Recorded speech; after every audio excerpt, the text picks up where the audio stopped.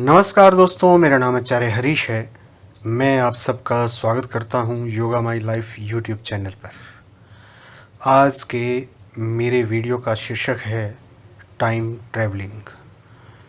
क्या भगवान विष्णु के पास ऐसी ताकत थी, ऐसी शक्ति थी कि वो टाइम ट्रैवलिंग कर सकते थे? आज के विज्ञान का एक मुख्य हिस्सा है, मुख्य टॉपिक है टाइम ट्रैवल करना। पूरी दुनिया के वैज्ञानिक टाइम ट्रैवलिंग पे काम कर रहे हैं और तरह तरह के एक्सपेरिमेंट टाइम ट्रैवलिंग में आज हो रहे हैं। बहुत सारी चीज़ें हैं टाइम ट्रैवलिंग में, जैसे आइंस्टीन ने वर्क किया इस पे, और मॉडर्न वैज्ञानिक जिनकी अभी डेथ हुई है, स्टीफन हॉकिंस ने वर्क किया इस पे। और आइंस्टीन ने एक टर्म बताई थी जिसकी हेल्प से टाइम ट्रैवलिंग की जा सकती है, वो थी वर्म होल। वर्म होल की हेल्प से टाइम ट्रैवलिंग की जा सकती है, ऐसा आइंस्टीन ने कहा था।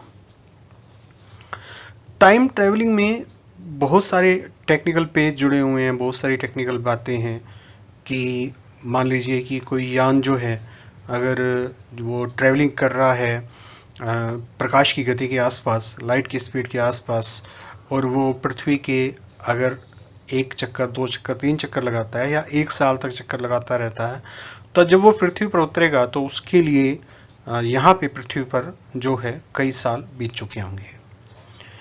तो ये एक बहुत बड़ी समस्या है, क्योंकि टाइम ट्रैवलिंग में जिस जगह से हम चलेंगे उस जगह पे वापस जब आएंगे तो कई साल बीत चुके होंगे, यानी कि हमारा जो वजूद है या हमारे जो मिलने वाले लोगों से हमारा जो संपर्क है वो उसका कोई मीनिंग नहीं रहेगा, वो सभ्यता बहुत आगे निकल चुकी होगी।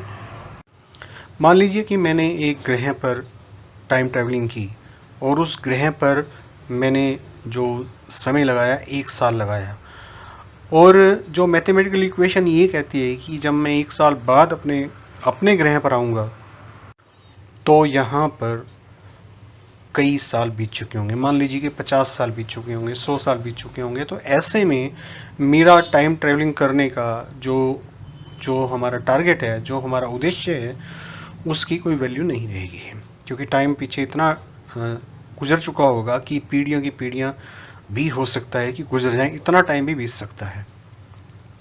इस समस्या के निजात के लिए जो आइंस्टीन ने एक टर्म दी थी वर्म होल, यानी कि वर्म होल की से अगर टाइम ट्रैवलिंग की जाए तो समय का प्रभाव नहीं पड़ेगा।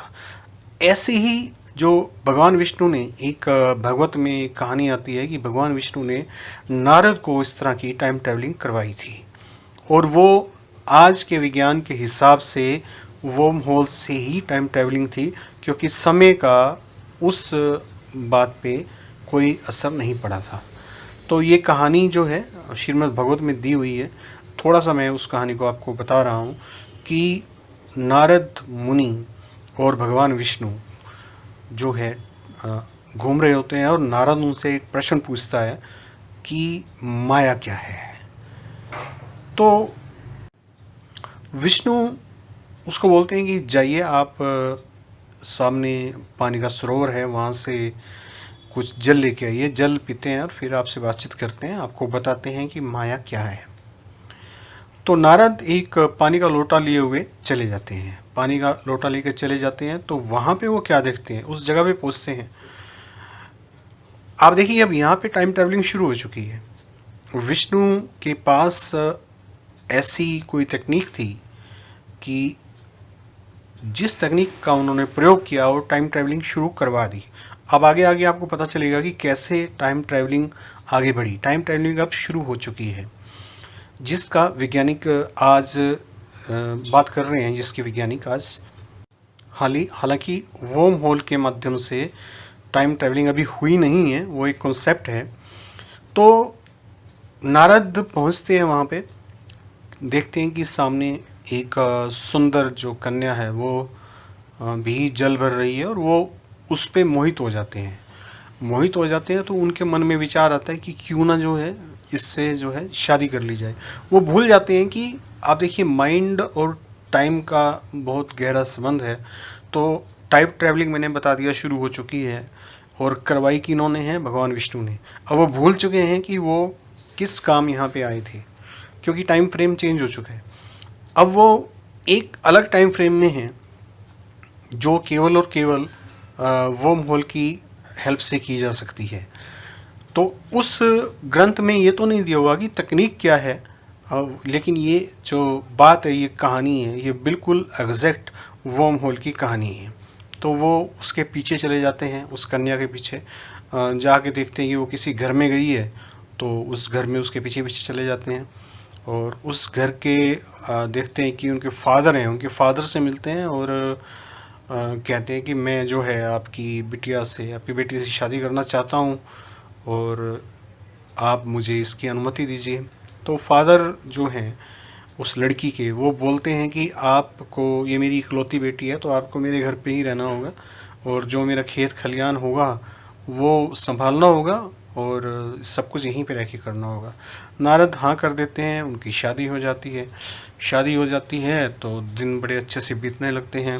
वो खेत खलियान संभालते हैं और वो सुंदर जो कन्या उनकी बीवी होती है, फिर उसके साथ समय गुजारते हैं। धीरे धीरे बच्चे होने लगते हैं और फिर समय बीतता है, बच्चे भी बड़े होने लगते हैं। बच्चे बड़े हो गए, अब बच्चों की शादियां हो जाती हैं। इतने बड़े बच्चे हो जाते हैं, जवान हो जाते हैं, बच्चों की भी शादियां हो जाती हैं और वो उन बच्चों के भी बच्चे हो जाते हैं। अब वो एक दिन अपने एक पोते को बैठ के खिला रहे होते हैं, तो क्या होता है कि बड़ा एक जलजला आता है, तूफान आता है, बहुत पानी बरसता है, चारों ओर बाढ़ आ जाती है, तो घर बार छोड़ के सबको भागना पड़ता है। तो अब नारद जो हैं अब नारद जो हैं वो उस छोटे से बच्चे को, जो उनका पोता है, उसको लेके भाग रहे हैं। तो वो देखते हैं कि पानी के अंदर भागे चले जा रहे हैं, भागे चले जा रहे हैं, पानी भी बढ़ता चला जा रहा है, बढ़ता चला जा रहा है और इतना बढ़ जाता है कि पानी उनके जो सिर को क्रॉस करने लगता है, यानी कि मुंह को क्रॉस करने लगता है। तो उनको लगता है कि अब वो बच्चा भी छूट जाएगा और मैं मर जाऊंगा। और वो एकदम वो बोलते हैं कि हे भगवान बचाओ। जैसे वो ये बात बोलते हैं तो अपने आप को उस तालाब के पास, उस सरोवर के पास खड़ा पाते हैं जहाँ पे वो पानी भरने आए थे। अब देखिए टाइम ट्रैवलिंग हो चुकी है। अब पीछे से भगवान विष्णु आ रहे होते हैं और आके उनके कंधे पे हाथ रखते हैं कि क्या हुआ, तुम पानी लेने गए थे और तुम आई नहीं, इतनी देर हो गई। तो बोले कि कितनी देर हो गई? बोले कि काफ़ी समय हो गया, कि लगता है कि घंटा भर हो गया आपको। तो बोला कि बस इतना ही समय हुआ है, मैं तो पता नहीं कितने साल गुजार के आया। तो उस वक्त भगवान विष्णु उनको जवाब देते हैं कि ये है माया। अब हमारा जो मैं बात समझाना चाह रहा हूँ टाइम ट्रैवलिंग की, भगवान विष्णु के पास ऐसी ताकत थी, शक्ति थी कि वो टाइम ट्रैवलिंग करवाना जानते थे। यानी कि वो एक ऐसे आज आप ये बात कह सकते हैं कि इतने बड़े साइंटिस्ट थे कि उन्होंने वर्म होल के माध्यम से टाइम ट्रैवलिंग करवा दी थी। वर्म होल के माध्यम से टाइम ट्रैवलिंग मैं क्यों कह रहा हूँ? वो इसलिए कह रहा हूँ कि केवल वर्म होल ही एक ऐसा विकल्प है टाइम ट्रैवलिंग का जिस पे दो जगहों पे टाइम का ज़्यादा फर्क नहीं पड़ता। अदरवाइज टाइम ट्रैवलिंग अगर की जा सकी कभी, तो वो जिस जगह पे गए, आप देखिए वहाँ के, आप लगाइए कि 80 साल यहाँ के जहाँ पे वो खड़े थे नारद, 1 घंटे के बराबर थे। ठीक है, यानी कि उस जगह की ग्रेविटी ज़्यादा थी जहाँ पे वो गए, और वहाँ पे अगर वो वैसे पहुँचते तो वापस जब आते, अगर यहाँ भी 80 साल से ज़्यादा बीत चुके होते तो क्या होता? उनके लिए वो टाइम ट्रैवलिंग जो है मीनिंगलेस हो जाती। तो वो वर्म होल के माध्यम से गए, उन्होंने टाइम ट्रैवल किया, उसी स्पैन को बड़े लंबे समय तक जिया, क्योंकि वो टाइम के अलग फ्रेम में चले गए थे। वापस अपने फ्रेम में आए तो वो सब कुछ वैसे की वैसी थी दुनिया।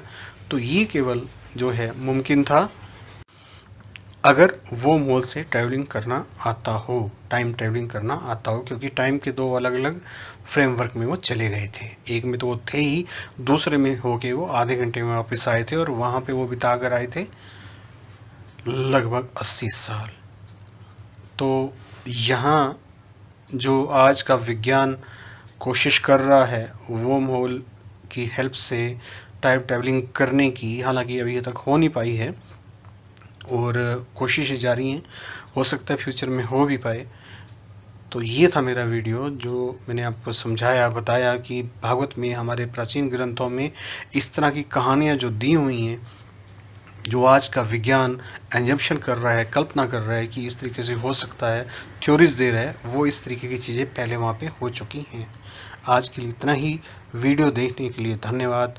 जुड़े रहिए इस आपके चैनल से, योगा माई लाइफ में। Thank you very much. आपका दिन मंगलमय हो।